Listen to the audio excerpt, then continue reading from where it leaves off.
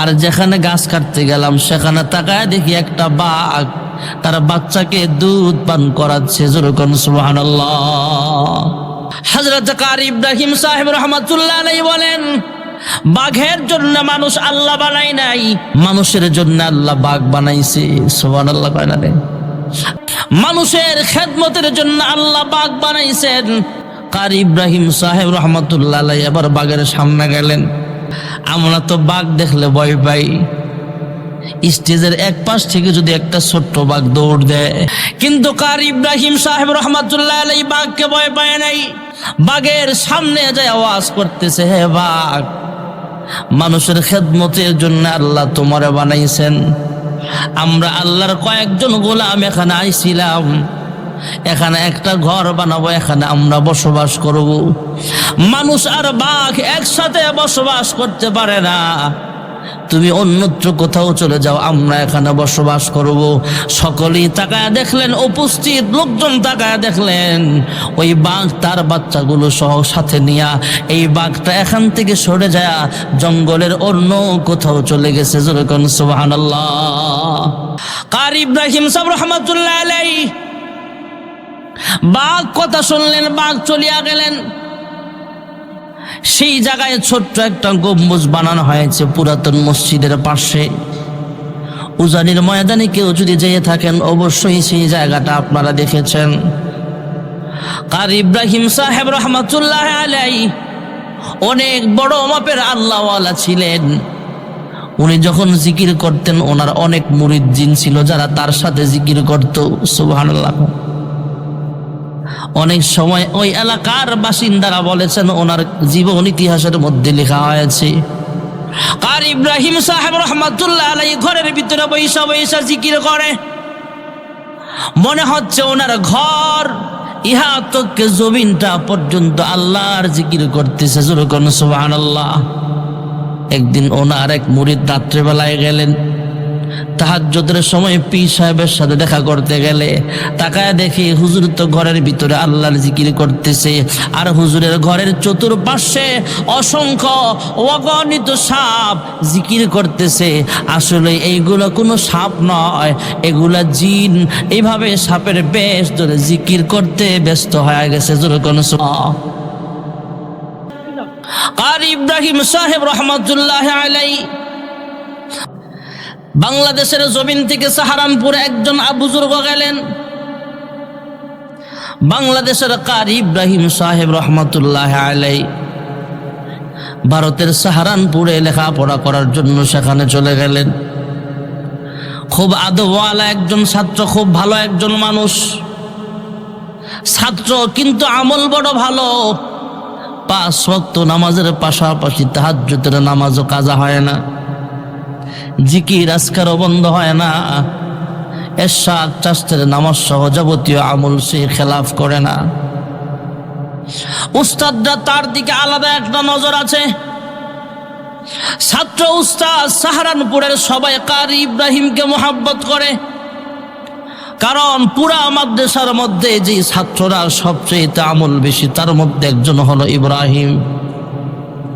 বাংলাদেশের মানুষ সেখানে লেখাপড়া করতেছে হঠাৎ করে একটা সংবাদ পেয়ে গেল, সৌদি আরব থেকে বাণিজ্যিক কাফেলা আসছে ভারতবর্ষে ব্যবসা করার জন্য। ওরা মাদ্রাসার ওস্তাদদের অনুমতি নিয়ে কয়েকজন ছাত্র কানেকশন করলেন।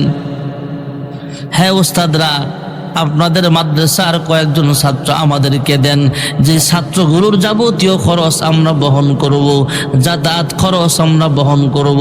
ওদের কাজ হলো মদিনায় নিয়ে যাব, মক্কাতুল মুকাররমায় নিয়ে যাব, সেখানে যে আল্লাহর কোরআন তেলাওয়াত শিখবে। যেরকম সুবহানাল্লাহ। সৌদি আরবে নেওয়ার জন্য আমরা প্রস্তুত আছি, সেই মাদ্রাসায় লেখাপড়া করবে, খরচ আমরা বহন করব। এর মধ্যে একজন ছাত্র ছিল কারি ইব্রাহিম সাহেব রহমাতুল্লাহ আলাইহি। সৌদি আরবের বাণিজ্যিক কাফেলার সাথে তিনিও চলে গেলেন। ভাইয়েরা আমার, সৌদি আরবে যায় সেখানে কেরাত প্রশিক্ষণ নিলেন, কোরআন তেলাওয়াত শিখেন, দ্বীনি ইলম অর্জন করতেছিলেন। ওনার তেলাওয়াতে মাদ্রাসার ছাত্ররা মোতামাতুয়ারা সব ছাত্রদের চাইতে ভালো সুন্দর তেলাওয়াতকার ইব্রাহিম। সবাই যার তেলাওয়াত শুনতে ব্যস্ত, উস্তাদরা শিক্ষকরা পর্যন্ত যার তেলাওয়াত শোনে। এই খবর আশপাশের মানুষগুলোর কাছে যখন পৌঁছে যায়, এলাকার মানুষগুলো কারি ইব্রাহিম সাহেবের তেলাওয়াত শুনতে ব্যস্ত। জোরে কোন সুবহানাল্লাহ। সৌদি আরবের সরকারিভাবে রাজকীয় পরিবেশে যত কনফারেন্স হয়, অধিকাংশ কনফারেন্সে কারি ইব্রাহিমের মাধ্যমে তেলাওয়াত শুরু হয়। এই তেলাওয়াতের মাধ্যমে অনুষ্ঠান শুরু হয়। সুবহানাল্লাহ।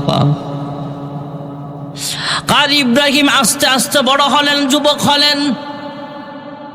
বিবাহের বয়স যখন হয়ে গেছে, সৌদি আরবের রাষ্ট্রীয় রাজকন্যার মধ্যে একটা সুন্দরী রাজকন্যাকে কারি ইব্রাহিমের সাথে বিবাহ পড়ায়া দিলেন। যেরকম সুবহানাল্লাহ।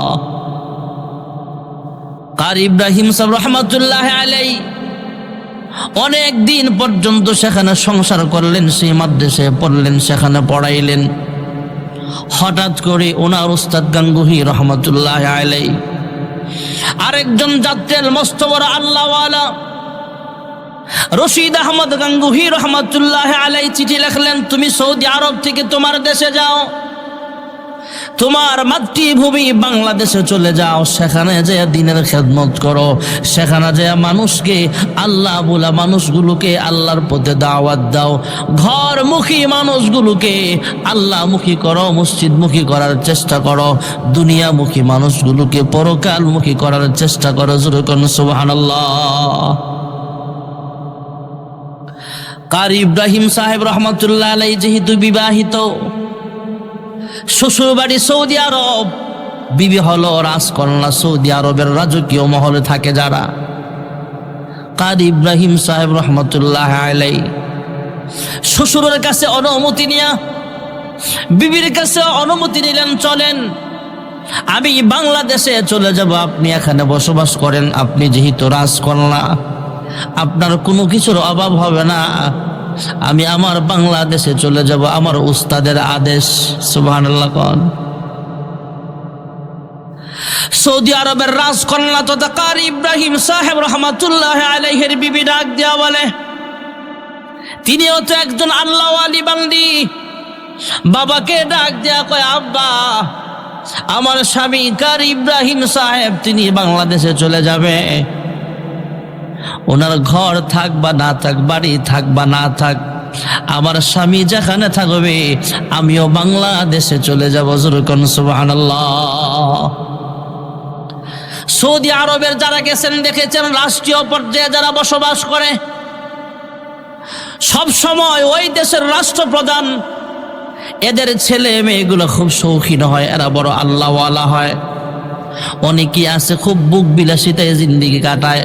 হয়তো বর্তমান জমানায় অনেকে আছে দুনিয়ার মুহে পড়ে গুনাহের কাজ করে, কিন্তু এক সময় এমন ছিল সৌদি আরবের রাজপ্রাসাদ তথা রাজকীয় পরিবার ছিল আল্লাহওয়ালা পরিবার। জোরে কোন সুবহানাল্লাহ।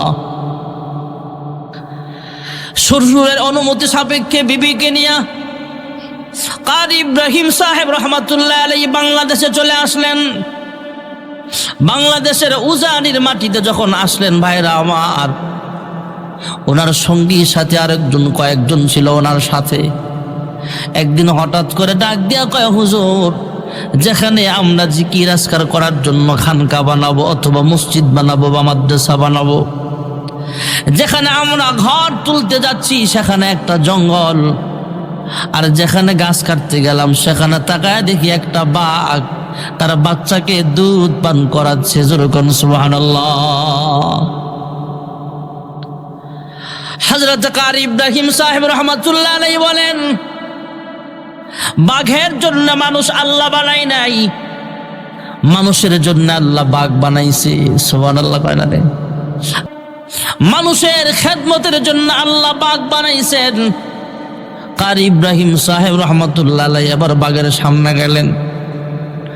আমরা তো বাঘ দেখলে ভয় পাই, স্টেজের এক পাশ থেকে যদি একটা ছোট্ট বাঘ দৌড় দেয়, এখন তো আমার লাগে আপনারা অশোনার লাগে বসে আছেন। তখন কব চাচা আপনা জানাগে বাসা, আমারে থুয়েই তো সব যা পালাইবেন, আমারে তো থুইবেন 1200 টাকার দামের জুতাও থুয়ে যাবেন না।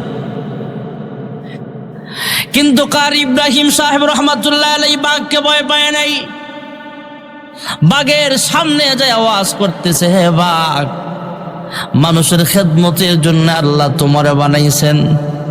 আমরা আল্লাহর কয়েকজন গোলাম এখানে আইছিলাম, এখানে একটা ঘর বানাবো, এখানে আমরা বসবাস করব।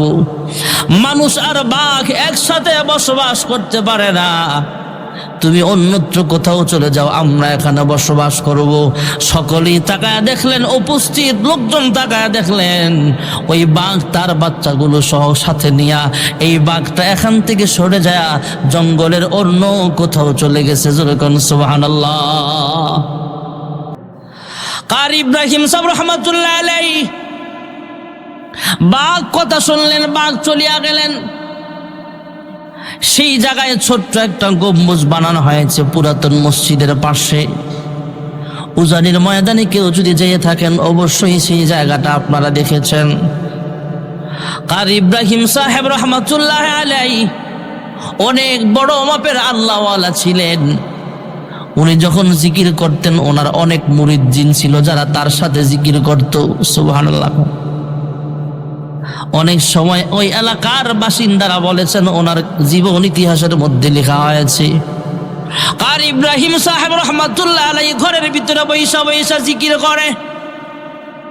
মনে হচ্ছে ওনার ঘর ইহা তক জমিনটা পর্যন্ত আল্লাহর জিকির করতেছে। যেরকম সুবহানাল্লাহ। একদিন ওনার এক মুরিদ রাত্রেবেলায় গেলেন, তাহাজ্জুদের সময় পীর সাহেবের সাথে দেখা করতে গেলে তাকায় দেখে হুজুর তো ঘরের ভিতরে আল্লাহর জিকির করতেছে, আর হুজুরের ঘরের চতুর্পাশে অসংখ্য অগণিত সাপ জিকির করতেছে। আসলে এইগুলো কোনো সাপ নয়, এগুলা জিন। এইভাবে সাপের বেশ ধরে জিকির করতে ব্যস্ত হয়ে গেছে। যেরকম কারি ইব্রাহিম সাহেব রহমাতুল্লাহ আলাইহি আমাদের সোনারগাঁয়ে ওনার সন্তানেরা আসতেন। এখন পর্যন্ত ওনার বংশের কিছু মানুষ বেঁচে আছে, ওরা আছে আমাদের এলাকায়। মাওলানা আশিক আলাইহি সাহেব দামাত বরকাতুল্লাহ আলিয়া সোনারগাঁয়ে অনেক আসেন। মাওলানা মাহবুব আলাইহি সাহেব তিনিও আসেন। সেই উজানির ছোট্ট কথা আপনাদেরকে বুঝালাম। এমন আল্লাহওয়ালা বানাইবার জন্য এমন মাদ্রাসার দরকার যেরকম আছে না নাই? ভাইরা আমার, বন্ধুরা আমার, মহান আল্লাহ রাব্বুল আলামিন এই কোরআনুল কারীম আসমানকে দেওয়ার জন্য বলেছিলেন, আসমান গ্রহণ করতে রাজি হয় নাই। পাহাড়কে বলেছেন পাহাড় গ্রহণ করতে রাজি হয় নাই। জমিনকে বলেছেন জমিন গ্রহণ করতে রাজি হয় নাই। আমরা দুর্বল মানুষ এই 30 পারা কোরআনের দায়িত্ব গ্রহণ করেছি। যেরকম সুবহানাল্লাহ। إنا عرضنا الأمانة على السماوات والأرض والجبال فأبين أن يحملنها وأشفقن منها وحملها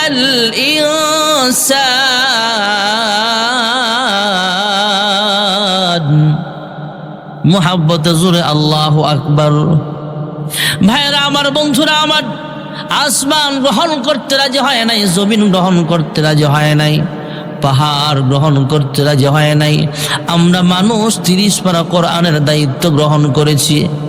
আমাদের দাম কমে গেছে না বাড়ছে? ভাইরা আমার, বন্ধুরা আমার, মহান আল্লাহ রাব্বুল আলামিন কোরআনুল কারীমটা অবতীর্ণ করেছেন ভিন্ন সিস্টেমে। আল্লাহ রাব্বুল আলামিন আসমানি অন্য কিতাব আকারে বাইন্ডিং করে আসমান থেকে এইভাবে পাঠায়া দিতেন।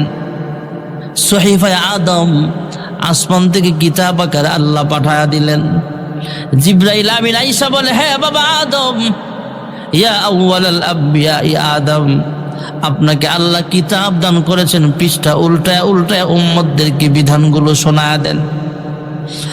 সহিফায়ে শীশ আসমান থেকে মহান আল্লাহ রাব্বুল আলামিন কিতাব আকারে পাঠায়া দিলেন।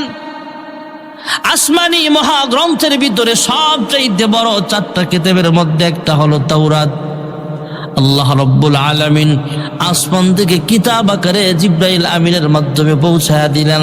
জিবরাইল আলাইহিস সালাতু ওয়াস সালাম মুসা পয়গম্বরের হাতে কিতাব উঠায়া দিয়া বলে, নেন, আপনাকে আল্লাহ কিতাব দান করেছেন, পৃষ্ঠা খুলে খুলে উম্মতদেরকে বিধান শোনায়া দেন। জোরে কোন সুবহানাল্লাহ।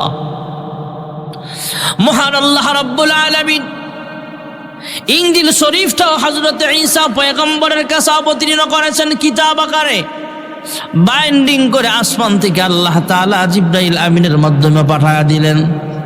হযরতে মুসা পয়গম্বরের কাছেও তাওরাত পাঠালেন। হযরত দাউদ পয়গম্বরের কাছেও আল্লাহ তাআলা জাবুর কিতাবটা নাজিল করলেন। কিন্তু 30 পারা কোরআন এইভাবে বই আকারে আল্লাহ আসমান থেকে নাজিল করে নাই, আল্লাহর হাবিবের সিনার মধ্যে নাজিল করেছে। জোরে কোন সুবহানাল্লাহ।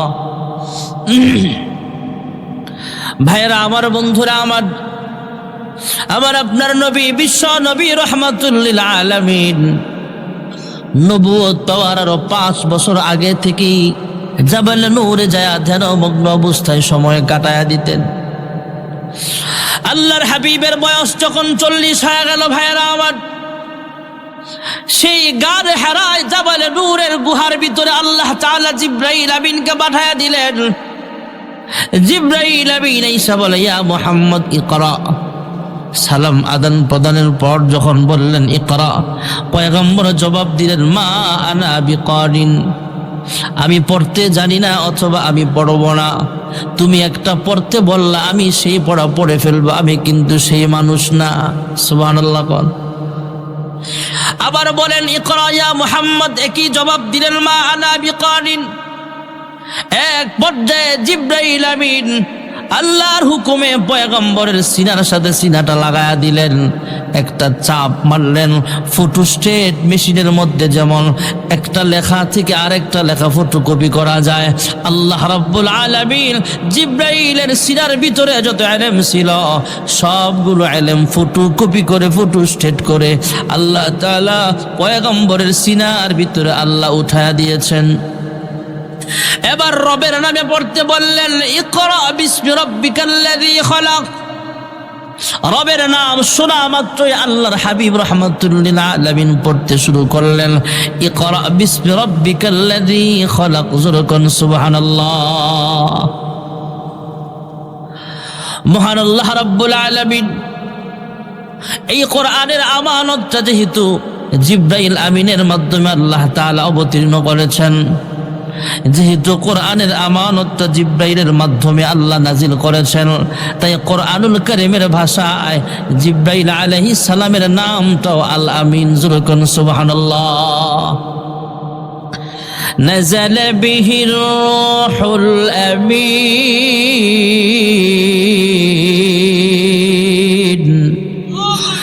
জিবরাইলের মাধ্যমে আল্লাহ কোরআন অবতীর্ণ করেছেন, তাই কোরআনের ভাষায় ওনার নাম আল আমিন।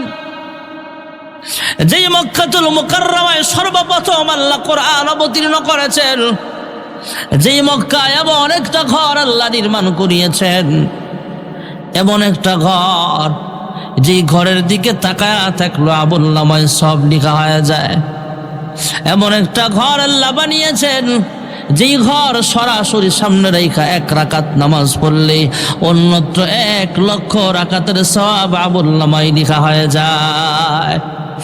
এমন একটা ঘর যেখানে আছে, যেখানে সাফা মারওয়ার মতো দামি পাহাড় আছে, যেখানে আরাফার ময়দান আছে, সেই মক্কাতুল মুকাররমার নামটা আল আমিন। জোরে কোন সুবহানাল্লাহ। والتين والزيتون وطور سينين وهذا البلد الأمين।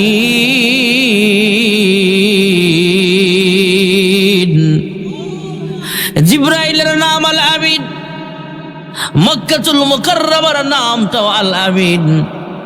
সাহেব কোরআন মুহাম্মদুর রাসূলুল্লাহ সাল্লাল্লাহু আলাইহি ওয়াসাল্লামের নামটাও আল আমিন। জোরে কোন সুবহানাল্লাহ। ইয়া মুহাম্মদ জগত জালা, ইয়া মুহাম্মদ জগত জালা, কমলি ওয়ালা তোমারি নাম, মদিনা ওয়ালা তোমারি নাম।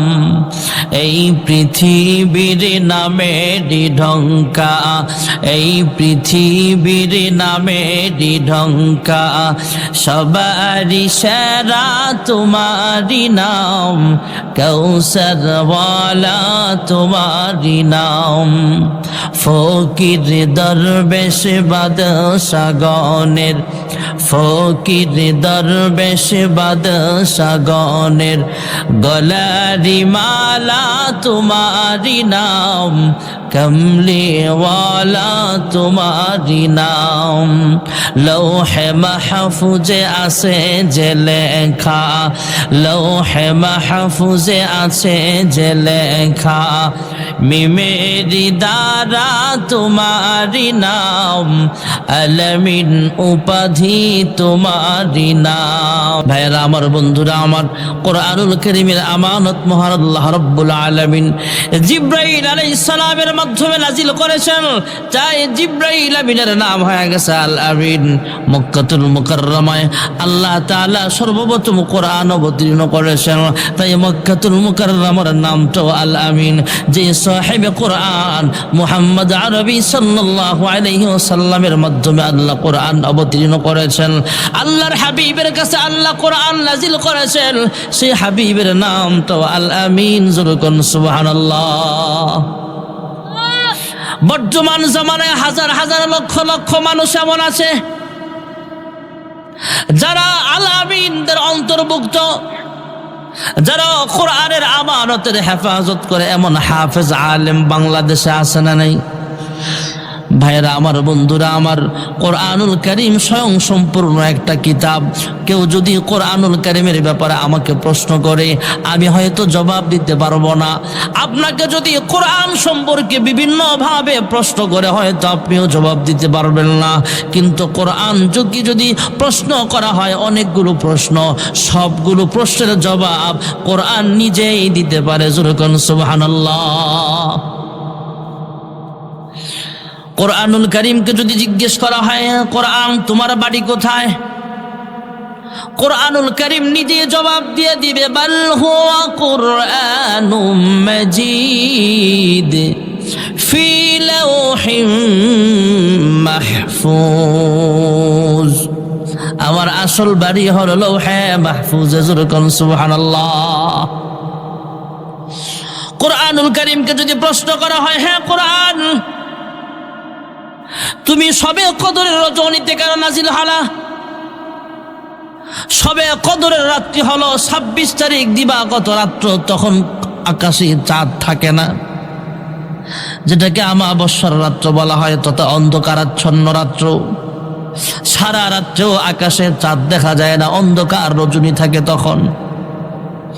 কোরআনকে যদি বলা হয়, হ্যাঁ কোরআন তুমি কেন নাজিল হইলা না? যখন নাকি 15 তারিখ, যখন চাঁদ থাকে আকাশে, পূর্ণিমার চাঁদ যখন দেখা যায়, রাতের বেলা ডিম লাইটের মতো পুরা পৃথিবীটা আলোকিত হয়ে থাকে, আলোকময় উজ্জ্বলময় রাত্রিতে তুমি কেন নাজিল হইলে না? অন্ধকারাচ্ছন্ন রাত্রে কেন নাজিল হইলা? কোরআন নিজেই জবাব দিয়ে দিবে, قد جاءكم من الله نور وكتاب مبين।